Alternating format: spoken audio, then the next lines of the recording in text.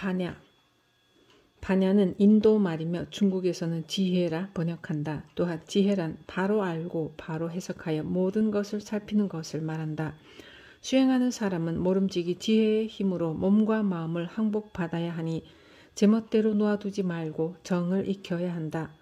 지혜에 대해 도가에서는 지혜의 힘으로 모든 마정을 다 항복받는다 하였고, 묘법 연화경에서는 지혜의 해는 모든 어둠을 깨뜨리며 재앙과 풍화를 굴복시킨다 하였으며, 유가에서는 지는 확실하게 삿됨을 깨서 없애고 해는 분명하게 어둠을 깨뜨려 없앤다고 하였다. 강설. 항복받는다는 것이 무엇입니까? 여러분의 마음은 늘 대상을 따라갑니다. 누구에게 나쁜 소리를 듣게 되면 화나는 대로 끌려가고 맙니다. 어쩔 수 없이 끌려가 되돌아오지 못하기 일쑤입니다. 그렇게 따라가기만 하면 안 됩니다. 따라가면서도 따라가지 않는 도리가 있어요. 마음대로 거두어들이고 뺏고 주고받을 수가 있어요. 그것을 자제라고 합니다. 바로 그것이 마음을 항복받은 것입니다.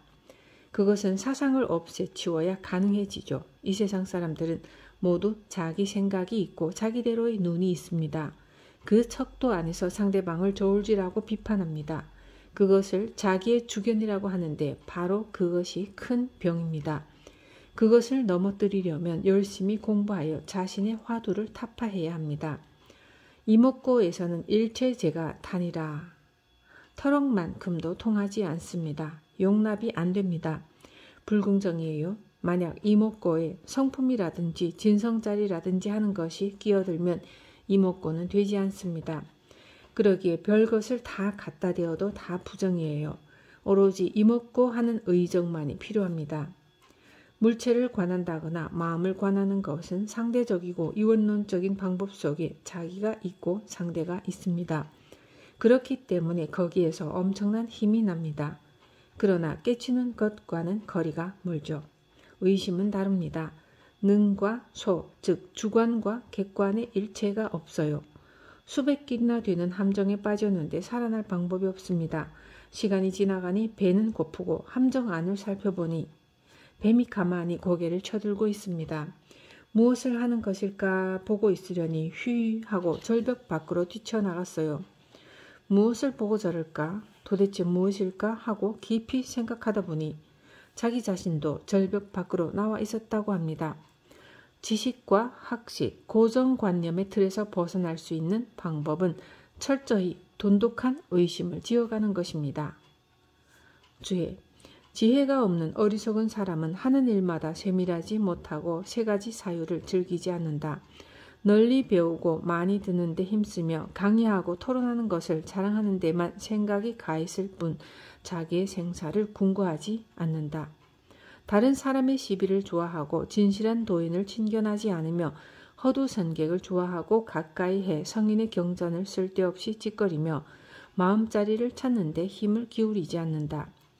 그런 사람은 명리만을 도모하고 이익을 탐하며 암만만 높아 다만 눈 아래 보이는 시광만 이야기할 뿐 머리 뒤에 일은 생각하지 않으니 이러한 사람들이 곧 총명외도이다.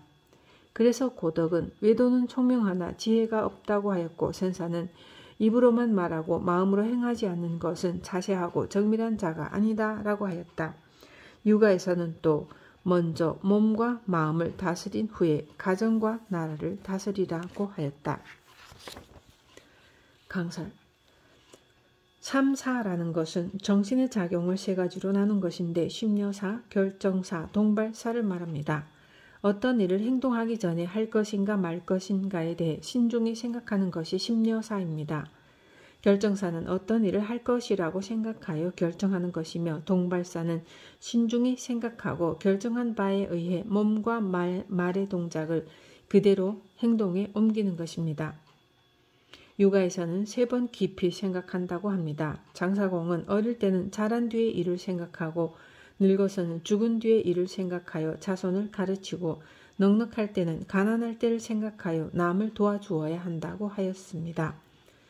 허두선객이란 실제로 공부는 하지 않고 말로만 배워서 아는 선객으로 부처님 경전을 헛되이 말하기만 좋아하는 사람을 이르는 말입니다. 지난번에 어느 교수님이 참선을 하겠다고 와서 이런저런 이야기를 하기에 제가 이렇게 말했습니다. 당신은 참선을 할 수 없습니다. 왜 할 수 없습니까? 참선은 지식이나 학식으로 되는 것이 아닌데 지식이나 학식 그리고 서양의 합리주의로 모든 것을 풀어가려고 하니 안 되죠. 참선은 아무것도 모르고 꽉 막힌 상태에서 용맹심으로 스스로 발버둥쳐서 풀어나가야 됩니다. 그간에 익힌 학식과 지식을 팔아먹는 장사꾼의 마음으로야 되겠습니까?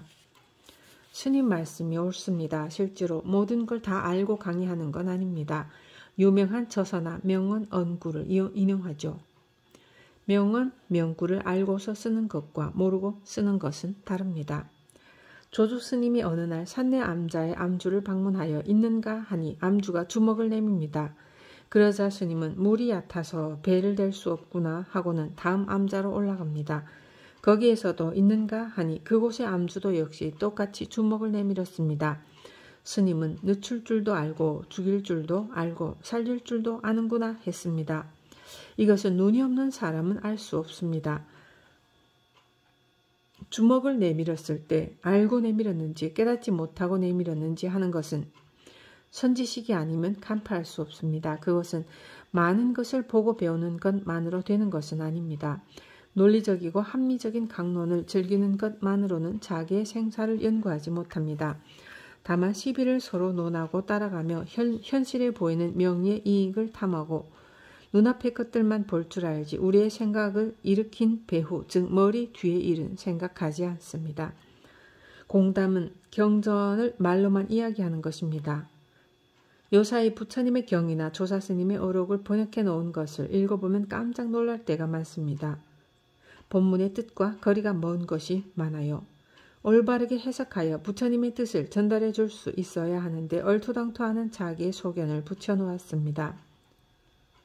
또 포교당도 많이 있지만 부처님 말씀을 바로 잘 전해주는 사람은 많지 않습니다. 부처님이나 조사들의 참뜻을 알고 이야기하면 좋으련만 글만 배워서 소개해 준다는 것이죠.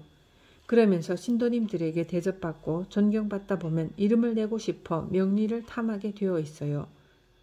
오랫동안 포교했다고 하면서 스님들끼리 만나도 그만 사람을 내려다봅니다. 겸손과는 멀어지고 우월감이 생겨 있어요. 그것이야말로 반야지혜를 드러내는데 큰 장벽이 됩니다. 반야지혜를 가리는 삼성이 있습니다. 변계, 소집성, 의타기성, 원성, 질성이 그것입니다. 변계, 소집성이란 대상을 바르게 보지 못하고 주관적인 눈으로 항상 잘못 분별하는 것을 말합니다. 등산을 하다가 풀속에 새끼줄이 있으면 그것을 뱀이라고 착각하여 무심코 깜짝 놀라거든요. 왜 그것을 사자라고 생각하지 않고 하필이면 뱀이라고 생각하고 놀라겠습니까? 우리들의 두뇌 속에 뱀은 길다고 미리 입력된 것이 있기 때문입니다. 이처럼 우리 모든 중생에게는 미리 입력된 것이 있어서 거기에 비추어 모든 바깥 것을 판단합니다. 중생의 착각이죠. 학식, 지식, 상식을 머리에 입력해 두고 그것을 척도로 삼아 사리를 판단하고 그것 외에는 모릅니다. 입력된 것이 없다면 착각을 하지 않겠죠. 아기들은 천진하여 뜨거운 것에 대해 입력된 것이 없기 때문에 뜨거운 물건도 만지려고 합니다. 의타기성은 자기만의 원인으로는 생기기 어렵고 반드시 반연에 의해, 즉 객관과 주관, 외경계의 물건을 접한 그 연에 의해서 일어나는 것입니다. 자기 자체의 순수한 마음에는 그런 것이 없지만 세상의 물건이 입력되어서 그렇다는 것입니다. 원성, 실성은 둥근 거울과 같아서 아무것도 없지만 다만 사물 그대로를 비추어 줄 뿐입니다. 공부를 많이 하면 거짓말을 하지 않습니다. 남이 배꼽을 쥐고 웃는 일이 있다 해도 내가 그렇게 했다라고 인정하면 업이 쌓이지 않아요. 그대로 밖으로 드러내버리면 업이 없어집니다. 여러분들에게도 어떤 일을 정면으로 딱 지적하여 그렇게 하면 되겠습니까? 무엇을 말입니까? 마음을 바로 써야 하는데 그렇지 않아서 이렇게 되지 않았습니까? 스님 그것이 보입니까? 그럼 보이지요. 그러면 그 사람은 다시 안 옵니다. 도리어 다른 사람에게 거기 가면 큰일 난다 라고 말을 합니다. 바로 지적하여 이야기해주면 마음을 더 잘 쓰고 더 많이 배우려고 해야 하는데 실상은 그렇지가 않습니다. 자기만이 알고 자기만이 숨겨놓은 비밀인데 상대방이 찌르면 그것이 그 사람에게는 치명적이고 너무 싫은 것이 됩니다. 실제로는 그 사람의 업을 벗겨주고 깨우칠 수 있는 길로 인도하는 것이어서 1000번, 10,000번 절을 하고 감사할 일인데 아이쿠하고 놀라서 경계를 합니다. 주해, 또 지혜 있는 사람은 이를 행함에 편안하고 침착하며 거동이 조용하고 급한 것을 좋아하지 않는다. 인과를 알고 죄와 복을 돌아볼 줄 알며 선지식을 가까이 하고 지인을 참배하여 묻고 성명의 근원을 알고자 한다. 생사대사를 연구하고 심신을 제어하여 굴복시켜 정신을 거둬들이니 생각마다 도가 있고 호흡이 진리에 돌아간다. 어느 날 공이 이루어지고 행이 원만해지면 한 번에 바로 삼계를 투출하여 허공과 섞여 일체가 된다. 만일 이런 경지에 이르면 조화로도 그를 옮기지 못하며 음양으로도 만들 수가 없다. 사시도 변화시킬 수 없고 오행도 마음대로 부리지 못한다. 귀신도 얽어맬 수 없고 겁화도 쉽사리 무너뜨리지 못한다. 이렇게 되면 소요자제하여 물질의 얽매임을 벗어나 한가로운 사람이 될 것이다. 강설. 화지일성은 와 하고 소리를 지른다는 의미로 선문에서 대오할 때 무의식 중에 내는 큰 소리를 말합니다. 도주란 도공이 질그릇을 빚거나 대장장이가 쇠물을 부어서 물건을 만드는 것을 말합니다. 달마 스님의 혈맹론에 보면 마음 찾기 힘들다라는 말이 있습니다. 마음이라고 한 번만 하면 되지 왜 그렇게 여러 번 해놓았을까요? 영국의 어느 신사가 차를 타고 가다가 기차 건널목에서 차를 세웠습니다. 그러자 한 거지가 문을 두드리면서 말했습니다. 배가 고프니 이루피만 빌려주세요. 돈은 꾸지도 말고 빌려주지도 말라고 셰익스피어의 책에 쓰여 있어. 치사한 놈. 그 거지가 쫓아가며 주머니 속에서 몹시 헤어진 낡은 책을 꺼내더니 외쳤습니다. D.H. 로렌스는 말했어. 마음을 경계하라. 마음은 아무것도 모르면서 계속 쓰며 이 세상의 모든 것을 아는 채 한다. 마음은 사기꾼이다. 그런 현실을 즉시에 통찰한 것이 이것이다. 너는 이것을 아는가? 그 사람이 말한 뜻이 어디에 있을까요? 비록 책자에서 인용했고 그 역시 자기의 마음에 대한 움직임과 작용을 확실하게는 몰랐지만 그 신사보다는 한 걸음 더 나아갔고 더 확실한 말을 한 것입니다. 그러자 신사가 말했습니다. 오늘 좋은 것을 배웠습니다. 이 사회, 이 세계의 모든 현상은 상대적인 원리를 떠나 생각할 수가 없습니다. 바깥 경계에는 5가지 대가 있어요. 하늘과 땅, 해와 달, 밝은 것과 어두운 것, 음과 양, 그리고 물과 불이 그것입니다.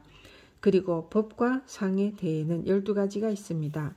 유의와 무의, 유색과 무색, 유상과 무상, 유루와 무루, 색과 공, 움직임과 고요함, 맑음과 흐림, 범부와 성인, 승과 속, 늙음과 젊음, 큰 것과 작은 것, 긴 것과 짧은 것, 그리고 높음과 낮음이 그것입니다. 또한 자성을 일으켜 마음을 쓰는 데에도 19가지가 있습니다. 삿된 것과 바른 것, 어리석음과 지혜, 어지러움과 안정, 계율과 파괴, 직과 곡, 실과 허, 험난한 것과 평탄한 것, 번뇌와 보리, 자비와 해침, 기쁨과 성냄, 보시와 인색, 나아감과 물러남, 남과 없어짐, 항상함과 덧없음, 법신과 색신, 화신과 보신, 본체와 작용, 그리고 성품과 모양이 그것입니다.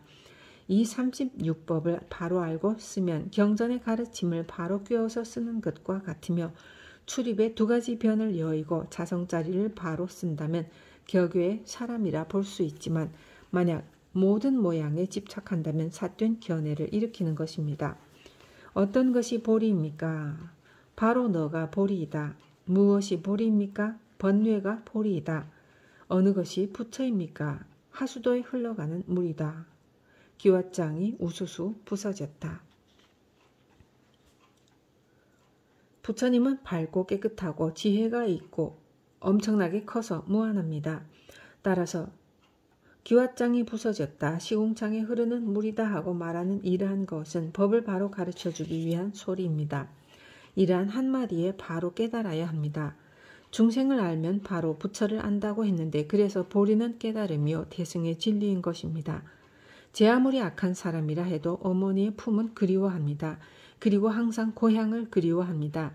내가 태어난 고향, 우리 마음에 여러 가지 잡다한 번뇌망상이 없어져서 참으로 깨끗한 마음의 자성자리, 그곳은 편안하고 따뜻한 어머니의 품 안과 같으며 봄과 같습니다. 부처님은 상대를 자비로 녹입니다.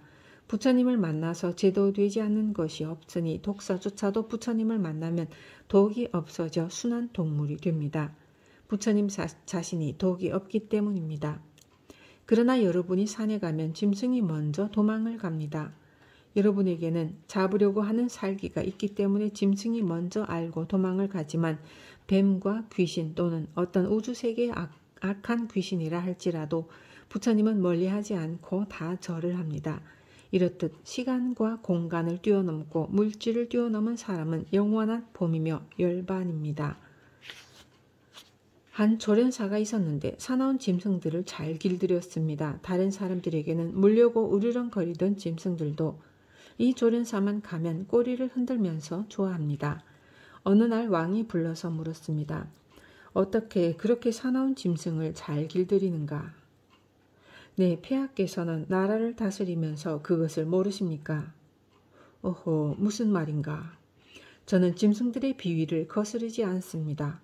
제때 먹이를 주고 그들을 존중해주니 저에게 무릎을 꿇죠. 지혜 있는 성자는 모든 중생의 비위를 거스르지 않으면서 중생의 마음을 녹여 없애줍니다. 부처님이 그렇습니다. 부처님이 중생을 제도하는 것은 일체 중생의 비위를 거스르지 않으면서 그 사람을 진실한 자비의 문에 들어가게 하는 것입니다. 여러분 자신 속에 들어있는 이런 마음을 쓸 수 있는 것을 개발해 나가야 합니다. 그러면 사업도 잘하고 장사도 잘하고 가정생활도 잘할 수 있습니다. 바로 그러한 것이 말 없는 가운데 말을 하는 것이고 줄 없는 검은고를 타는 것이며 구멍 없는 피리를 부는 것이고 겁 밖의 사람이 되는 것입니다. 사람들은 늘 바쁘고 쫓기듯이 살고 있으며 불안해합니다. 그리고 공포를 느끼죠. 오늘 직장을 무사히 잘 다녀올 수 있을까? 우리 애들은 학교를 잘 갔다 왔을까? 우리 남편은 직장에서 문제가 없을까? 혹시나 외도는 하지 않을까? 금년 신수는 어떨까? 심지어 오늘 밤 자다가 죽지는 않을까? 하는 등등. 여러분의 일상생활을 잘 살펴보세요. 일생의 대부분은 불안하고 초조하며 걱정 없이 좋은 때는 극히 적습니다. 그리고 생각해보면 가족이 나의 안전을 보장해 줄 수는 없습니다. 남편이 아내의 그리고 부모가 자식의 자식이 나의 안전을 보장해 줄 수 있을 것 같지만 그렇지 않습니다. 삼엄하게 경계하고 안전장치를 많이 할수록 오히려 더욱 불안해지기만 합니다. 그렇게 하면 할수록 불안한 것이 더 터져 나오거든요. 그렇다면 불안해하지 않고 멋지게 잘 살 수 있는 길이 과연 없는가? 있습니다. 그것은 겁 밖의 봄, 내 마음의 고향, 마하바냐에 이르는 것입니다. 이것만이 여러분의 안전을 지켜줄 수 있습니다. 바로 이것이 물질의 얽매임을 벗어난 한가로운 사람입니다. 후송, 물질의 얽매임을 벗어난 한가로운 사람을 보고자 하는가? 육근의 머리에 항상 출입한다. 아주 가까이 있기는 하지만 서로 친하지는 않다. 차간에 보되 실패하지 말지어다. 알겠는가? 지혜와 총명은 두 갈래의 다른 길이니 총명은 지엽이고 지혜는 뿌리와 싹이다. 만약 어리석음을 고쳐서 지혜가 나면 오래된 고목에 저절로 꽃이 피리라.